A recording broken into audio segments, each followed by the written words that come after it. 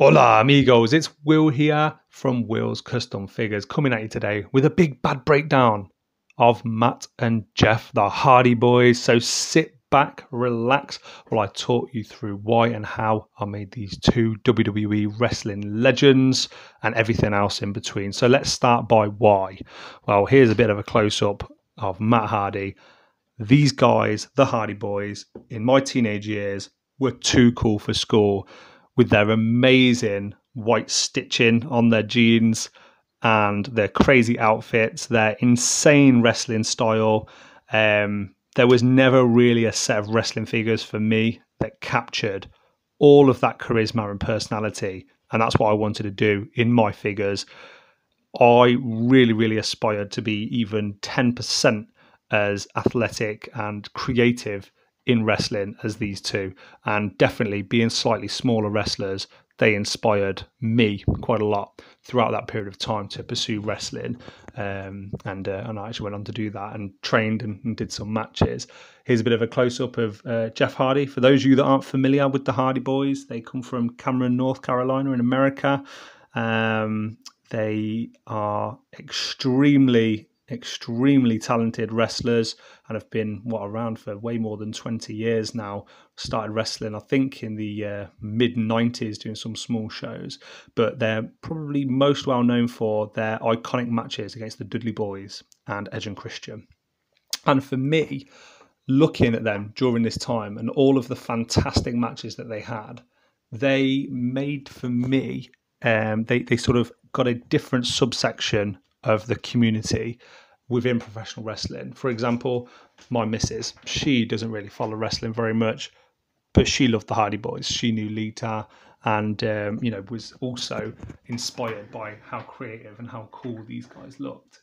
Just doing my crazy Wile E. Coyote cam, so do a bit of a close-up of the Hardy Boys here. So let's get into the nitty-gritty, the height and everything else. This is actually the Jeff Hardy figure from the Edge and Jeff Hardy basic series, and I decided to use that as it was such a good head sculpt. It looked like the Jeff Hardy from the Attitude Era that I was so familiar with. I did a lot of painting, as you can see here. There's a lot of detail gone in to the little belt buckles. He's got two on the shoulders and he's got two on his biceps. I also wanted to try and get it was sort of a bit like a mesh t-shirt that he'd wear, so I used a lot of dry brushing techniques to try and get that out, and I think I've achieved that. I'm quite happy with that.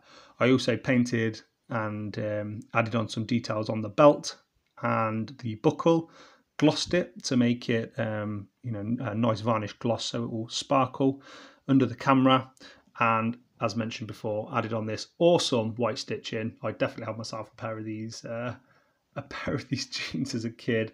I'll have to try to find a picture and put it on my Instagram and Facebook as well from that era. It was important to me to save up all of my pocket money and to get them. Now onto Matt. This, I believe, was an Uso body. I can't remember now because it was quite a long time ago. He was also wearing shorts, but I added clay in. Let me just zoom in on that. For the lower jeans, I think it's quite seamless. You can't really tell that that's made of clay.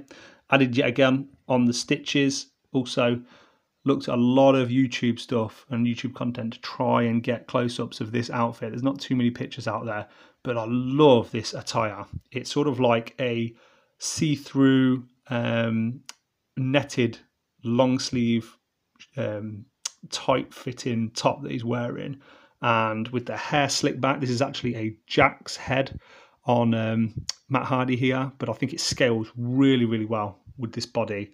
The back of the hair, just move this so you can see in a bit more detail, is fully sculpted from clay, and I managed to get that blended in quite well, so very pleased with that. And all the little highlights added onto the face, as mentioned before, with the belt buckle and some of the other features.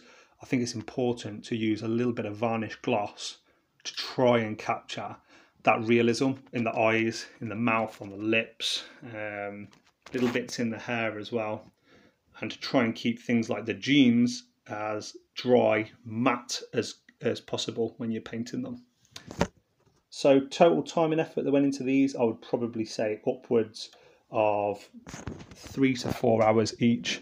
I'm not making these for anybody. These are for me and my personal collection. So they had to be perfect.